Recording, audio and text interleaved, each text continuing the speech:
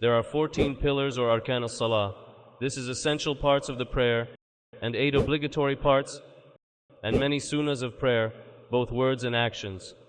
Assalamu alaikum, brothers and sisters. The difference between pillars and obligatory parts and sunnah of prayer is that a rukn, the pillar or essential part, cannot be waived or omitted deliberately by mistake or out of ignorance. Rather, it must be done. Al-wajibat. The obligatory parts may be omitted due to ignorance or forgetfulness, and it can be compensated for by doing the prostration of forgetfulness, sujood as-saw. The sunnah part is things other than the pillars and obligatory parts of the prayer. It can be omitted and the prayer would still be valid, and that sunnah acts are done voluntarily. So let's explain the pillars of prayer and its obligatory parts, followed by some of its sunnahs. First, 1. Standing when performing the obligatory prayer if one is able to do so. Unless physically unable to, one must always be standing. 2. The opening takbir, saying Allahu Akbar, and it's the first Allahu Akbar at the beginning of prayer. 3. Recitation of Surah Al-Fatiha, the opening chapter of the Quran. 4. Bowing position, a ruku', the least of which means bending so that the hands can touch the knees, but the most complete form means making the back level and the head parallel with it. 5. Rising up from the bowing position.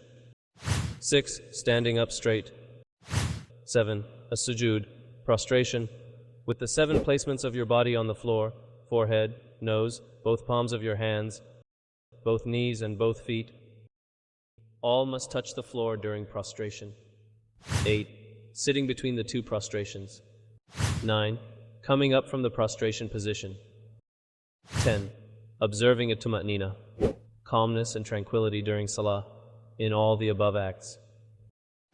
11. Sitting for the last tashahhud. 12. Reciting the last tashahhud. 13. Saying at-taslim or assalamu alaikum wa rahmatullah twice when concluding the prayer. 14. Observing the order and sequence between the pillars. If a person deliberately prostrates before bowing, for example, the prayer is invalidated. If he does that by mistake, he has to go back and bow and then prostrate. Second, Wajibatis Salah. The obligatory parts of prayer are 8, which are as follows. 1. Transitional takbir. Other than the opening takbir, the takbir when moving from one position to another at its proper place, which is between starting to move from one action to another and finishing the movement.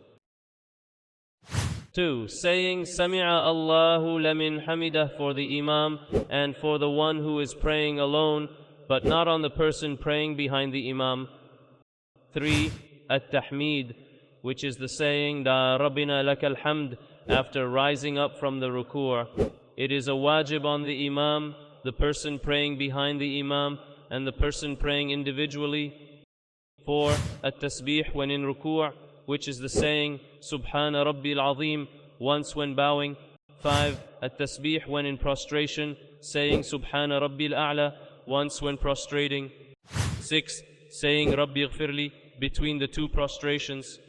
7. Sitting for the first tashahhud.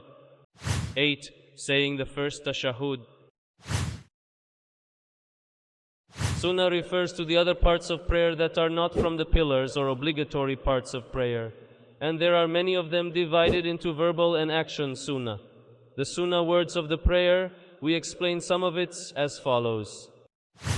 1. Saying Du'a'ul Istiftah, opening dua after the opening takbir, and it is Subhanaka Allahumma wa bihamdika wa tabarak ismuk wa ta'ala jadduka wa la ilaha ghayrak. 2. Saying A'udhu billahi minash shaitanir rajim. 3. Saying Bismillahir Rahmanir Rahim. 4. Saying Ameen after finish the Surah Al-Fatiha. 5. Reciting second Surah after Surah Al-Fatiha. 6. Reciting out loud in the case of the Imam. 7. Saying the tasbih when bowing more than once. 8. Saying the tasbih in prostration more than once. 9. Saying Rabbi Ighfirli more than once between the 2 prostrations. The actions which are sunnah, which are called postures. 1. Raising the hands when saying the opening takbir.